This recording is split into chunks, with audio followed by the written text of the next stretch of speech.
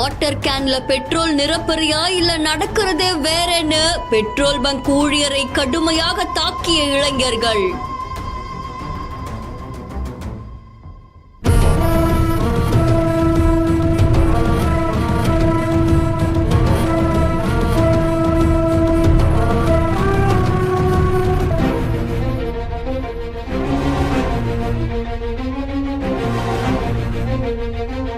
விசாரணையில் வெளிவந்த அதிர்ச்சி தகவல்கள்.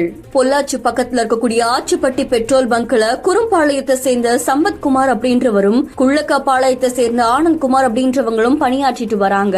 இந்த நிலையில கடந்த 1ஆம் தேதி பெட்ரோல் பங்க்ல அதிகாலை 1 மணி அளவுல சில இளைஞர்கள் கார்ல வந்திருக்காங்க. அவங்களுடைய கார் பெட்ரோல் இல்லாம நின்னு இருக்காமா. இதை தொடர்ந்து வாட்டர் கேன்ல 2 லிட்டர் பெட்ரோல் நிரப்புங்க அப்படின்னு சொல்லி பெட்ரோல் பங்க் ஊழியர்கிட்ட சொல்லியிருக்காங்க. உடனே பெட்ரோல் பங்க் ஊழியர்களும் இல்ல நாங்க வாட்டர் கேன்ல தரமாட்டோம் அப்படின்னு சொல்லி மறுத்து இருக்காங்களாமா.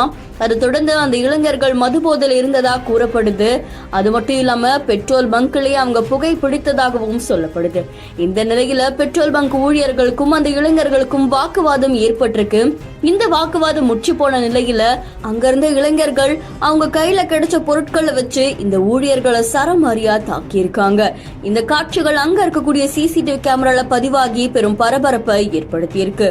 அதை தொடர்ந்து அந்த இளைஞர்கள் அங்கிருந்து தப்பிச்சு ஓடிட்டாங்க அப்படின்னு சொல்லப்படுது. இது தொடர்பா தாலுகா காவல் நிலையம் போலீசார் வழக்கு பதிவு செஞ்சு கண்காணிப்பு கேமரா காட்சிகளை வச்சு ஆய்வு மேற்கொண்டிருக்காங்க.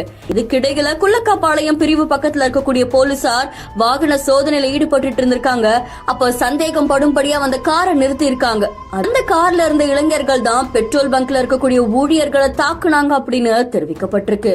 அதை தொடர்ந்து பிடிப்பட்ட அந்த 6 இளைஞர்களையும் கைது செஞ்சு இப்ப போலீசார் தீவிர விசாரணை மேற்கொண்டு வராங்க அப்படின்னு தெரிவிக்கப்பட்டிருக்கு.